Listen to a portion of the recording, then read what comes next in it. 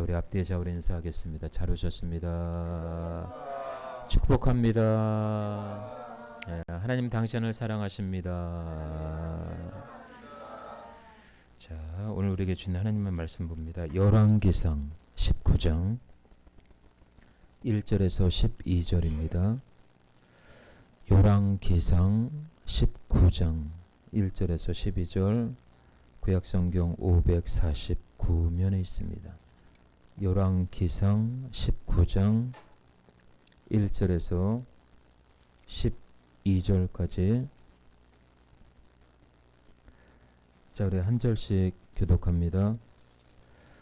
아합이 엘리야가 행한 모든 일과 그가 어떻게 모든 선지자를 칼로 죽였는지를 이세벨에게 말하니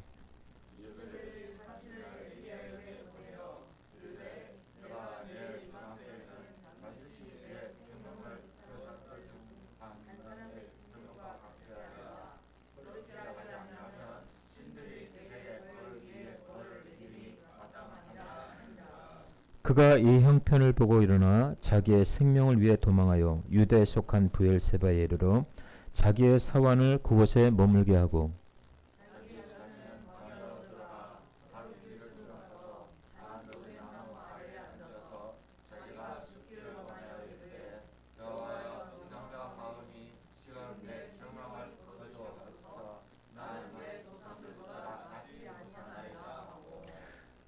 로뎀 나무 아래에 누워 자더니 천사가 그를 어루만지며 그에게 이르되 일어나서 먹으라 하는지라.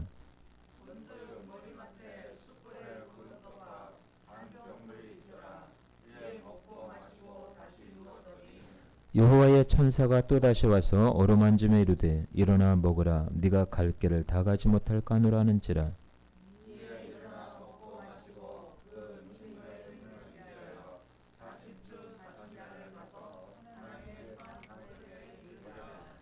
엘리야가 그곳 굴에 들어가 거기서 머물더니 여호와의 말씀이 그에게 임하여 이르시되 엘리야야 네가 어찌하여 여기 있느냐.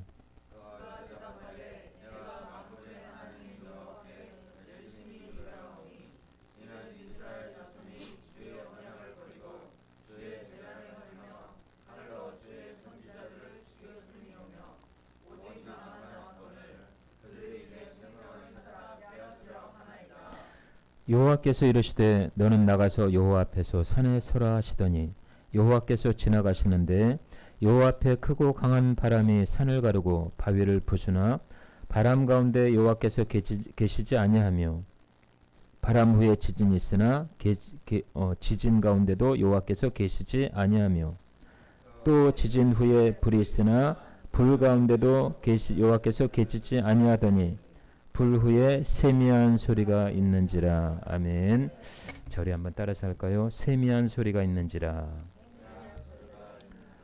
자, 우리 같은 제목으로 같이 은혜를 나누도록 하겠습니다. 여러분, 세상을 살다 보면요, 누구나 몸과 마음이 지칠 때가 있습니다. 이것도 모자라서 마음의 병과 이제는 육신의 질병까지 안고 살아갈 때가 있죠. 하나뿐인 세상을 어떻게 하면 좀 더 행복하고 좀 더 멋지고 아름답게 부족함이 없이 풍요롭게 살아갈 수는 없을까라는 생각도 해봅니다.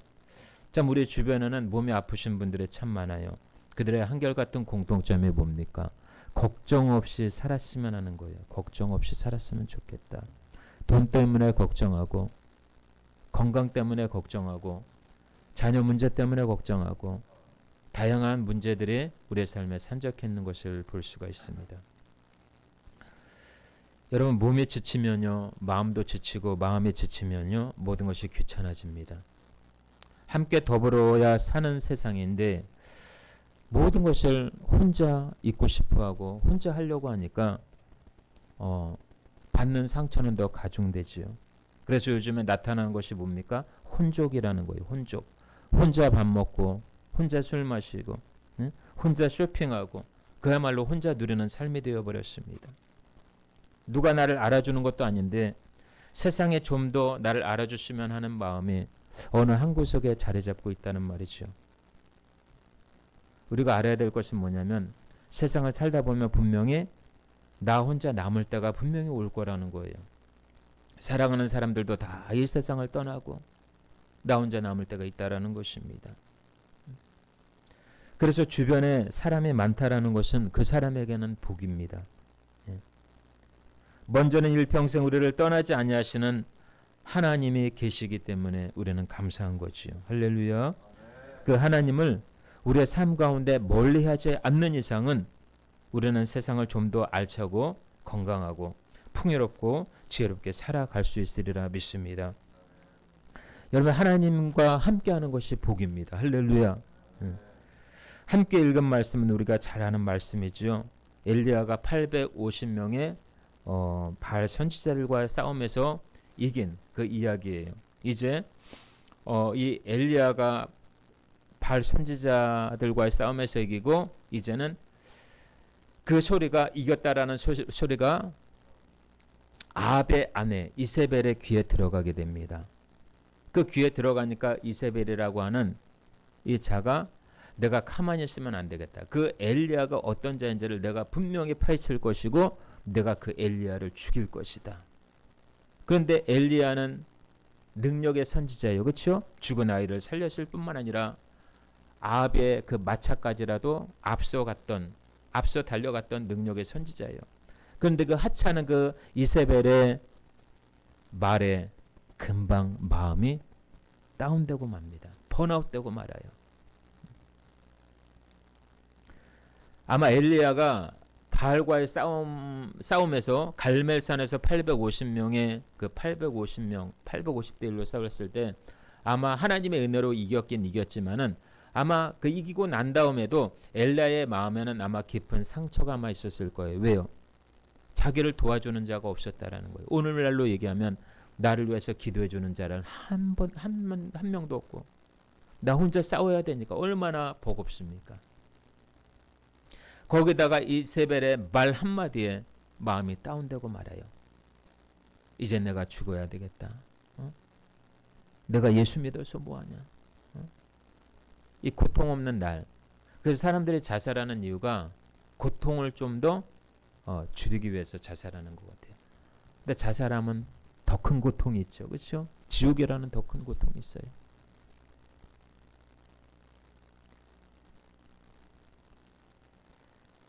그 이세벨의 말 한마디에 속수무책 엘리야는 도망하고 맙니다. 좀 이해하기가 힘든 부분이지요. 이세벨의 이 칼날, 날카롭고 그리고 엘리야는 자신을 보호해주는 그 무엇도 없는 거예요. 그래서 엘리야는 유대 광야를 지나서 로뎀나무 아래까지 오게 됩니다. 그리고 죽기를 청해요. 여호와여 내 생명을 취하소서. 여러분 살아가다 보면요. 예수 믿는 사람도요. 더 이상 살고 싶은 마음이 없을 때가 있어요. 그런 마음이 누구나 다 들을 수가 있다라는 거죠. 예. 세상을 살다 보면요. 내 뜻대로 되지 않는 일들이 너무나 많아요. 그래서 예수를 믿어도요. 번아웃 될 때가 있다라는 거예요. 그럴 땐 좀 더 주님 안에서 쉬는 것도 필요합니다. 자, 우리는 엘리야를 비난하기에 앞서서 엘리야의 고통과 어려움을 좀 더 헤아려 봤으면 합니다. 상대방이 되어보지 않고서는요. 그 상대방의 마음을 알 수가 없습니다. 우리가 가난한 자가 되어보지 않으면요. 정작 가난한 자의 심정을 우리가 알 수가 없습니다. 아파보지 않으면은 진정으로 아픈 자의 심령을 우리가 헤아릴 수가 없습니다. 엘리야도 우리와 성정이 같은 인간이에요. 기적을 일으킨 것도 엘리야가 아니라 하나님이셔요.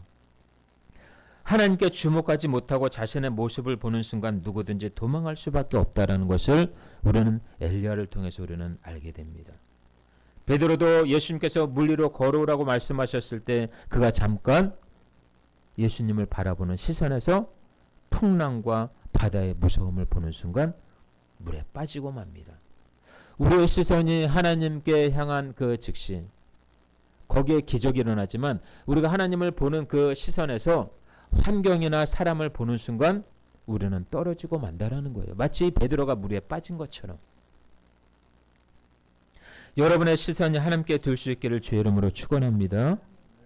우리의 시선이 하나님에게서 환경이나 우리 자신에게 시선을 맞출 때 언제든지 실패할 수 있다는 것을 알아야 돼요. 엘리야는 지금 바뀌지 않는 상황으로 인해서 너무나 괴로워하고 탈진된 상태입니다. 믿음이 없다고 엘리야를 비난할 상황도 아니에요. 지금 엘리야는 누군가의 도움이 절실히 필요합니다. 죽으러 갔던 놀담 나무에서 엘리야는 하나님의 음성을 듣게 되죠. 그렇죠? 불 가운데도 아니라 불이 지난 후에 세미한 음성을 듣게 됩니다.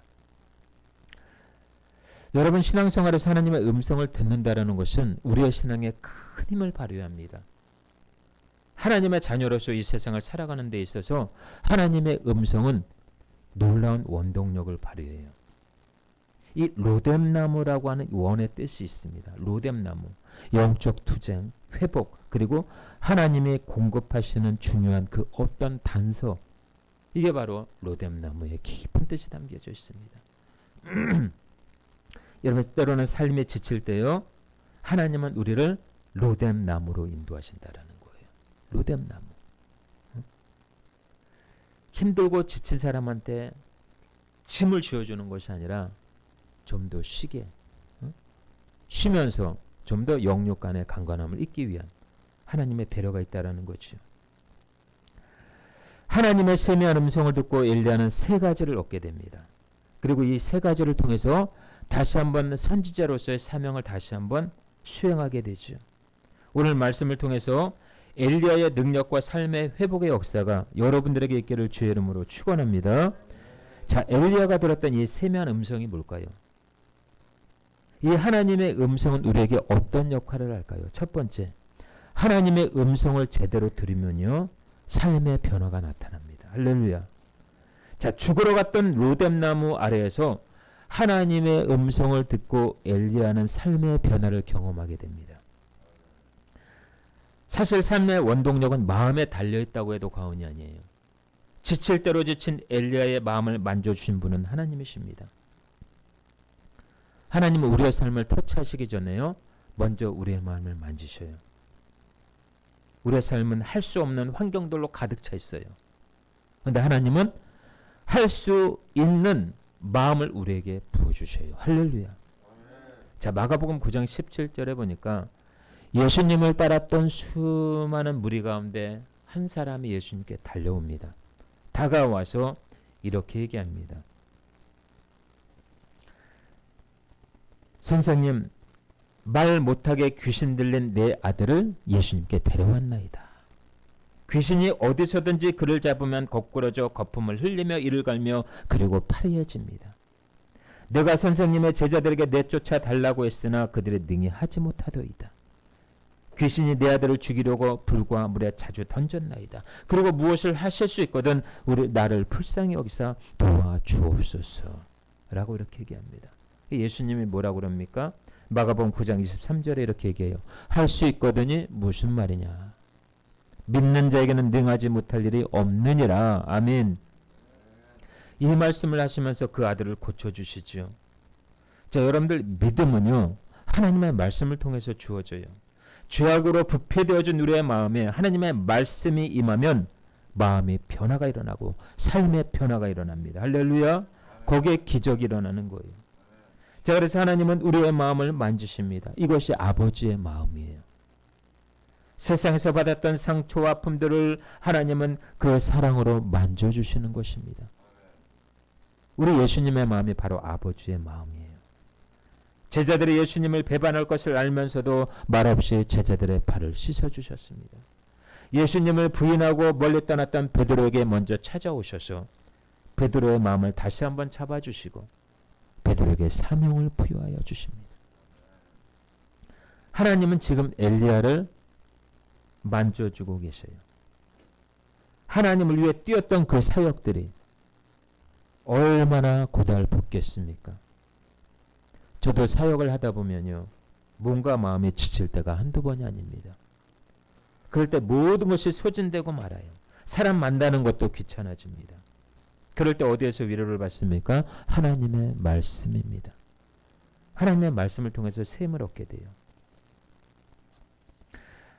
여러분, 다른 사람들은 이제 끝났다고 해도요, 하나님은 지금부터가 시작이라고 말합니다. 환경은 이미 닫혀진 지 오래예요. 믿음마저 상실될 그때에 하나님은 말씀하셔요. 뭐라고 말합니까? 두려워 말고 믿기만 하라. 아멘. 여러분, 환경은 중요하지가 않아요. 나에게 무엇이 있고 없고가 중요하지도 않습니다. 나의 세력도 중요하지가 않아요. 하나님이 나와 함께하느냐가 중요한 것입니다. 믿으십니까? 그래서 하나님의 영광이 나타나는 그 자리가 복된 자리요, 생명의 자리요, 승리의 자리요, 역전의 자리요, 기적의 자리인 것입니다. 그 하나님의 영광, 쉐키나 하나님의 영광을 보실 수 있는 저와 여러분들이 되시길 주의 이름으로 축원합니다. 우리 예수님의 임재가 여러분의 삶을 덮으시기를 소망합니다. 그래서 예수님이 지나가신 자리는 반드시 흔적이 있습니다. 고통과 고난이 지나간 자리에는 반드시 거기에 치료와 부활이 있습니다. 고통과 고난 가운데서도 엘리야처럼 세미한 주의 음성을 들을 수 있기를 축복합니다. 삶의 변화가 일어난다고 하는 것은요, 놀라운 기적입니다. 사람들은 지금도 꿈을 꾸고 있어요. 변화를 꿈꾸고 있습니다. 내 삶에 좀 이렇게 변화됐으면, 내 자녀가 좀 이렇게 변화됐으면, 나의 미래가 좀 더 이렇게 됐으면 하는 그런 알게 모르게 나름대로의 꿈과 비전을 갖고 있단 말이죠. 그 꿈을 이루기 위해서 어떤 사람들은 낮과 밤을 설쳐대며 일하기도 합니다. 근데 여러분들 삶의 변화는요, 저절로 이루어지지 않는다라는 거예요. 삶의 핵구석에, 삶의 한 구석에 핵폭탄처럼 성령의 불이 떨어질 때, 말씀의 불이 떨어질 때 그것이 가능하다라는 것입니다. 우리 예수님께서 그랬죠. 내 말이 불같지 아니하냐 이렇게 말씀합니다. 하나님의 말씀은 천지를 창조하셨습니다. 하나님은 지금도 말씀으로 우리의 삶을 변화시키셔요. 말씀으로 우리의 삶을 인도하고 있습니다. 나의 심령에 말씀이 없으니까 고단한 것이고 메마른 것이에요. 삶 맛을 못 느끼는 것입니다. 말씀이 없기 때문에 어떤 것이 길인지 모르고 가는 거예요. 그래서 우리 예수님은 요한복음 14장 6절에 이렇게 얘기하고 있습니다. 내가 곧 길이요 진리요 생명이니 나로 말미암지 않고는 아버지께로 올 자가 없느니라 이렇게 말씀하셔요. 처음부터 그 길을 알았다면 그 길을 갔을 거예요. 처음부터 진리를 알았다면 우리는 무의미한 삶을 살지 않았을 것입니다. 처음부터 나에게서 생명의 소중함을 알았다면 아마 예수님을 택하셨을 거예요. 그런데 우리 인간은 나약하고 연약한 존재이기에 길과 진리와 생명 되신 예수님을 알지 못하고 지금도 방황하며 살아가고 있다는 것입니다. 오늘 엘리야의 삶에 찾아오신 그 하나님, 엘리야의 삶에 찾아오셔서 말씀으로 치유해 주신 그 하나님, 오늘도 지금도 여러분의 삶에 찾아오셔서 주님이 회복을 원하신다라는 것입니다. 매니 두려워 말라. 할렐루야. 사람은요, 내 뜻대로 잘 되지 않을 때 두려움을 느낀다고 해요. 내 뜻대로 되지 않으면요, 먼저 두려움이 앞섭니다. 여러분의 삶의 진정한 변화를 원하십니까? 그렇다면 예수 안으로 들어오시길 바랍니다. 예수 안에 참 평안과 안식이 있습니다. 어쩌면 하나님께서 엘리야로 하여금 진정한 영적 안식을 주시기 위해서 로뎀 나무로 인도하셨는지도 모릅니다. 사람은 누구나 자기가 속단할 수가 없어요. 장담할 수 없습니다. 오늘 내일의 삶의 보장도 내가 결정하는 것이 아니라 하나님이 결정하는 거예요. 따라서 하나님을 더욱 찾고 하나님 앞에 나아가 그분의 은혜를 구하심으로 진정한 안식을 통해 삶의 변화를 체험하시는 여러분 모두가 되시길 주님의 이름으로 축원합니다. 두 번째로 하나님의 음성을 제대로 들으면요, 영육의 치료와 회복이 일어난다는 거예요. 몸과 마음이 지칠 대로 지친 엘리야에게 중요한 것은 회복입니다. 이 회복이라는 단어는요, 우리의 삶 가운데 중요한 치료제 역할을 해요. 누구에게나 치료는 필요합니다. 몸의 치료가 있는가 하면 마음의 치료, 영의 치료가 필요합니다. 그래서 하나님의 말씀은 인간에게 없어서는 안 되는 만병통치약입니다. 할렐루야. 그래서 마음이 회복이 되면 육신의 회복도 이루어지는 거예요. 믿으십니까? 먼저는 하나님과의 관계 회복이 우선이에요. 하나님과 영적인 관계가 회복되면 마음의 회복이 일어나고 육신의 회복이 일어나고 급기야 삶의 회복이 일어나는 것입니다. 우리 주변에도 영육이 회복이 안 돼서 죽어가는 사람들이 참 많이 있습니다. 하나님과의 관계가 먼저 회복이 안 되면요, 모든 것이 불가능해요. 제가 아는 지인 중에 한 사람이 5년 동안 그 올케 언니하고 연락이 안 됐대요. 근데 어느 날 그 올케 언니가 전화가 딱 와서 전화를 오자마자 막 우는 거예요. 원래 이분 친오빠 그 다음에 올케 언니 이 두 부부가 신앙생활을 잘했대요. 근데 그 우는 원인이 뭐냐? 그 올케 언니, 그러니까 친오빠하고 친오빠 아내 되시는 분이죠. 올케 딸이 있어요. 17살 먹은 딸이 있는데 정신병원에 갈 정도로 정신적인 스트레스가 너무나 많은 거예요. 너무나 많다 보니까 정신병원에 보내야 될지 안 보내야 될지. 애가 정말 똑똑하고 공부도 잘하고 그랬는데 어느 순간에 변해버린 거예요. 이것 때문에 속상해가지고 막 부모가 우는 거예요. 그러면 저는 뭐를 느꼈느냐? 아, 하나님께서 이 딸을 통해 이 두 부부를 부르고 계시는구나 라는 걸 깨달았어요. 이 두 부부도 그걸 알았대요.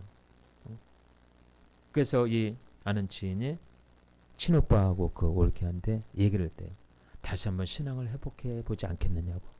다시 한번 교회 나가 보지 않겠느냐고. 정말 다시 하나님을 찾아야 되지 않겠느냐고.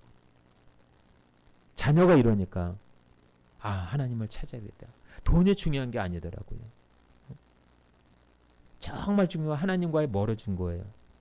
이제 결단하고 하나님 앞에 나아가는 순간 조금씩 회복의 기미가 보이더래요.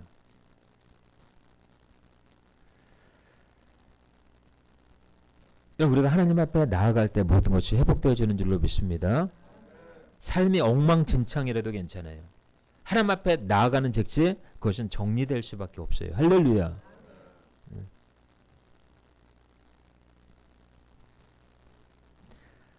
하나님의 말씀은 우리의 영육을 치료하시고 회복해 하십니다. 몸과 마음이 지친 자들을 하나님의 말씀으로 고치신다라는 거예요. 마치 영육이 지칠 대로 지친 엘리야에게 다가와 하나님께서 구운 떡과 한 병의 물을 통해서 영육을 회복시키신 것처럼 우리 예수님은 지금도 살아계셔서 예수님의 살과 핀 말씀으로 우리의 영육을 치료하신다라는 것입니다. 하나님의 말씀을 통해서 저와 여러분의 영육이 치료되시기를 주의 이름으로 축원합니다. 마지막 세 번째로요. 하나님의 음성을 제대로 들으면 사명을 발견하게 되고 이 땅에 하나님의 뜻을 수행하게 됩니다. 여러분의 사명이 있는 자는 망하지 않습니다. 사명이 없기 때문에 무의미한 삶을 사는 거예요. 인생을 좀 더 재미있게 살아볼 수는 없을까요? 더 나은 인생을 살아보려다가 패가 망신한 사람들이 우리 주변에 너무나 많습니다. 하나님의 삶의 중심에 계시지 않으면 거기에는 반드시 실패가 있고 두려움이 있고 걱정이 있는 것입니다. 사명을 받아 하나님의 위대한 일을 이룬 자들도 하나같이 하나님의 음성에 귀를 기울인 자들이에요. 여러분들 하나님의 음성은 우리에게 사명을 일깨워줍니다. 그 하나님의 음성에 민감해야 되는데 세상 소리에 너무 민감하다 보니까 하나님의 말씀을 무시합니다. 하나님의 말씀을 외면해버립니다. 그런 자들에게 하나님은 말씀을 주십니다. 어떤 말씀을 주십니까? 우리 한번 말씀을 띄워주실까요? 잠언 1장 26절에서 33절 잠언 1장 26절에서 33절 자, 한번 같이 읽어보겠습니다. 시작. 내가 웃을 것이며 너에게 두려움이 임할 때에 내가 비웃으리라. 너의 두려움이 광풍같이 임하겠고 너의 재앙이 폭풍같이 이르겠고 너에게 근심과 슬픔이 임하리니 그때 너희가 나를 부르리라. 그래도 내가 대답하지 아니하겠고 부지런히 나를 찾으리라. 그래도 나를 만나지 못하리니 대저 너희가 지식을 미워하며 여호와 경외하기를 즐거워하지 아니하며 나의 교훈을 받지 아니하고 나의 모든 책망을 업신여겼음이니라. 그러므로 자기 행위의 열매를 먹으며 자기 꾀에 배부르리라. 어리석은 자의 퇴보는 자기를 죽이며 미련한 자의 안일은 자기를 멸망시키려니와 오직 내 말을 듣는 자는 평안히 살며 재앙에 두려움이 없이 안전하리라. 아멘. 여러분, 하나님의 말씀을 가볍게 여겨도 안 되겠지만요, 무시하면 큰 고통을 받는다라는 거예요. 따라서 하나님은 우리에게 사명을 주시고 그 사명에 따라 일할 수 있는 능력까지 주신다라는 거예요. 사명이 있으면 능력을 우리는 받아야 돼요. 할렐루야. 그러므로 사명과 능력은 같이 가야 합니다. 사명을 감당하기 위해서라도 하나님의 능력이 입혀져야 합니다. 자, 엘리야는 상황과 형편이 그렇게 중요하지가 않았어요. 더 중요한 것은 하나님이 중요했던 거예요. 그의 삶에 하나님을 향한 갈망과 늘 변함없이 하나님께서 함께 하신다라는 그 믿음으로 끝까지 가야 되는데, 하찮은 그 이세벨의 말 한마디에 그냥 마음이 녹아내리고 맙니다. 하나님을 향한 믿음에서 벗어났다라는 증거죠. 우리도 마찬가지입니다. 하나님의 말씀을 굳게 믿고 나아갈 때 때로는 환경이 더 커 보여요. 사람의 말이 정말 하나님 음성처럼 잘 들릴 때가 있어요. 그럴 때 우리는 뭐예요? 낙심되고 맙니다. 마치 이 엘리야가 하찮은 그 이세벨의 말에 다운된 것처럼 우리는 환경을 통해서 다운될 수도 있고, 여러 가지 보여지는 상황 속에서 우리는 다운될 수도 있고, 하나님을 믿으면서도 그렇다라는 거예요.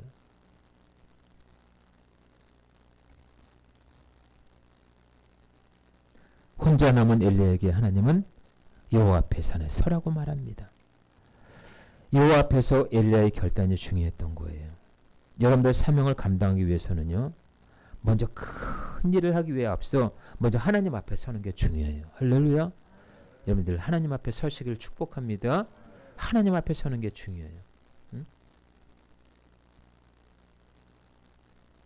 돈이 많으면 뭐 할 거예요? 언제 어느 순간 날아갈지 어떻게 알아요? 하나님 훅 불면 어떻게 날아갈지 어떻게 알겠어요? 건강했던 사람이 어느 순간에 건강을 잃을지 어떻게 알겠어요? 나의 인생은 모른다라는 거예요. 하나님 앞에서의 결단이 중요한 거예요. 이 결단을 통해서 엘리야는 심사숙고하게 여호와 앞에 산에 서게 됩니다. 그리고 사명을 받게 되지요. 다른 일을 잠시 접어두서라도요, 하나님과 독다는 훈련이 있어야 돼요. 돈 버는 게 중요한 것이 아니에요. 돈은 안 벌면 어떻게 먹고 삽니까? 이렇게 질문할 때도 있어요. 그렇죠? 모든 삶의 회복의 길로 가는 지름길입니다. 우리 영은 피폐해지고 있는데 우리 육은 성장해봤자 그것이 무슨 소용이 있겠습니까? 그래서 하나님의 성령은 분위기에 따라 임하시는 분이 아니십니다. 무언가의 흥미와 도취에 빠져서 감정을 추스리지 못하는 상황에서 임하시는 분이 아니시라는 거예요. 하나님 앞에 결단하고 그분의 음성을 듣기 위해 십자가 앞으로 나아가 나의 죄인임을 고백하고 주님이 정말 절대적으로 필요합니다. 주님이 나의 주인이 되어 주십시오. 솔직하게 고백하는 것이 중요합니다. 하나님, 나 돈이 필요합니다. 하나님, 나 좋은 집이 필요합니다. 하나님, 나 좋은 차가 필요합니다. 이게 아니라 그런 부수적인 육신의 모든 삶을 다 내려놓고 정말 주님과 나와의 그 영적인 관계, 어디까지 왔는지가 중요하다라는 거예요.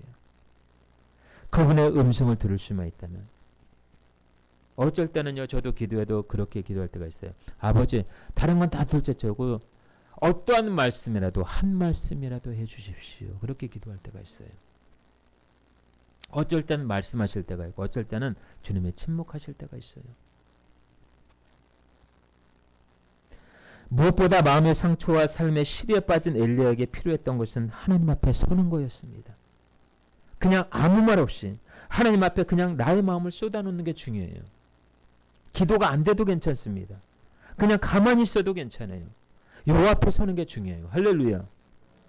하나님은 그 마음을 아셔요. 무엇보다 아버지의 마음을 사는 것이 필요합니다. 할렐루야. 아버지의 마음이 어디 있는지, 나를 향하신, 여러분들을 향하신 아버지의 마음이 어디 있는지를 알아야 돼요. 그 마음을 캐치하지 못하면 그냥 내가 원하는 삶으로 나아갈 수가 있다는 것입니다. 굉장히 위험한 거예요. 하나님의 마음을 사실 수 있기를 축복합니다. 그 마음을 사는 것은 누구든지 아무런 계산 없이 아무런 포장 없이 하나님께 순수한 동기와 마음으로 나아가는 거예요. 죽으러 갔던 엘리야가 로뎀나무 그늘에서 하나님의 은혜로 영육이 회복되어 돌아오지요. 몸과 마음이 지칠 때 하나님만 바라보시기를 축복합니다. 그것마저 포기해서는 안 돼요. 삶을 새롭게 하실 하나님은 전지전능하신 분이시라는 것을 잊지 마시길 바랍니다.